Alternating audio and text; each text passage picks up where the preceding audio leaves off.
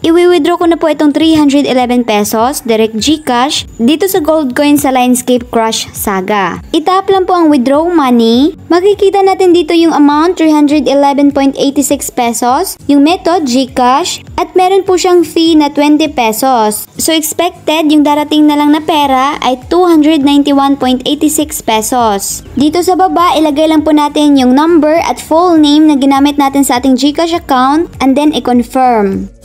Hello everyone! Welcome back! Dumating na nga po yung kinash out nating 311.86 pesos sa Lionscape Crush Saga. Ito po yung proof at receipt niya guys.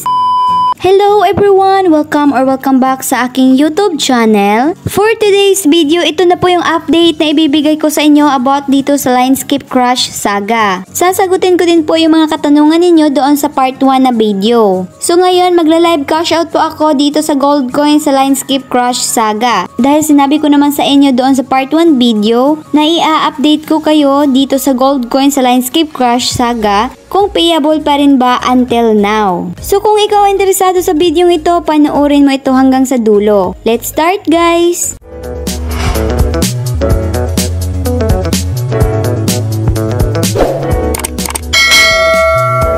So kung naalala nyo pa yung part 1 guys, ito po yung Lionscape Crush Saga. Magla-live cash out po muna ako dito bago ko po sagutin yung mga katanungan ninyo. At saka quick recap lang po dito sa tasks, makakakuha ka po dito ng pera at gold coins. Dito naman po sa helper, dito ka po mag-i-invite para makakakuha ka din po ng gold coins. Dito naman sa career, kung anong rank ka na dito sa Lionscape Crush Saga. Dito po sa progression, dito ka po maglalaro.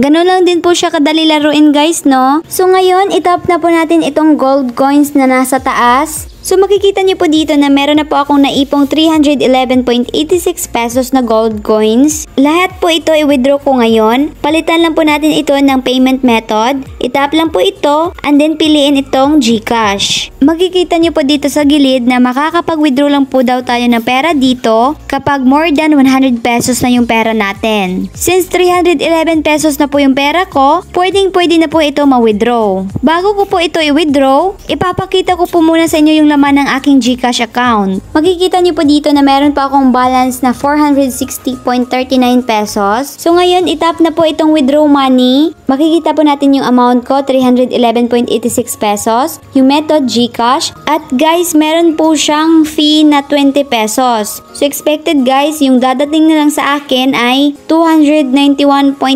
pesos. Dito naman po sa baba sa account, yung number sa GCash na ginamit ninyo yung ilagay dito. Dito naman po sa name, yung pangalan na ginamit sa inyong GCash account. So itap na po natin itong confirm. So makikita po natin dito na marireceive daw po natin yung pera within 3 working days. So hintayin na lang po natin ito. Makikita nyo po dito sa record ko na nagpending na po.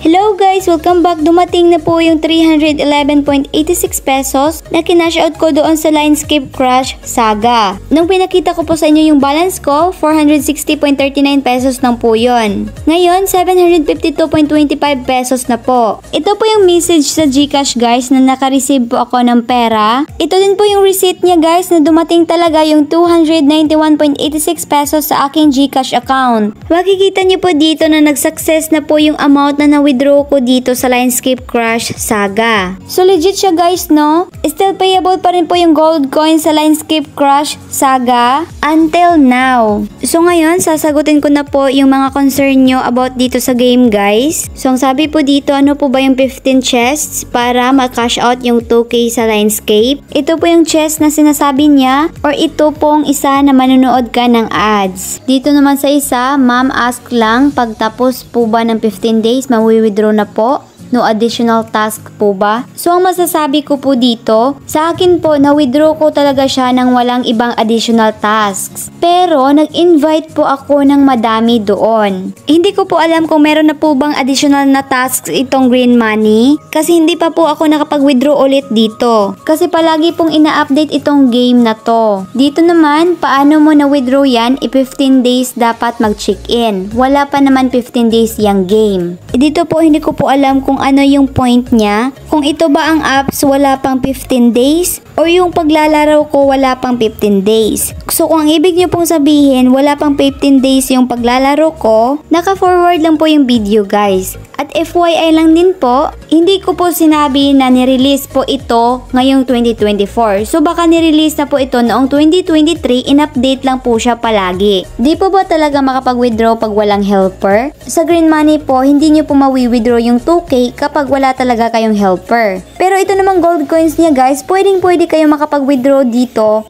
kahit ilang amount at konting helper. Dito naman po, nagtatanong sila kung bakit maliit pa yung level ko pero malaki na po yung pera. Ang masasabi ko po dito, basahin nyo na lang po itong sinabi ni Amaterasu dito. So ang sabi niya dito, huwag kayo pa uto-uto, hindi naman mala-withdraw pag walang invite at check in 15 days. Yes, totoo po siya. As what I've said, hindi mo talaga mawi-withdraw yung 2K dito sa Green Money kapag wala kang madaming invite at hindi ka nakapag-check in ng 15 days. Wala naman po akong sinabing hindi na kayo mag-invite. Pero dito sa gold coins guys, pwede ka makapag-withdraw ng ilang amount kahit konti lang yung na-invite mo. Kahit nga isa lang yung na-invite mo, pwede ka makapag-withdraw din dito ng 2K.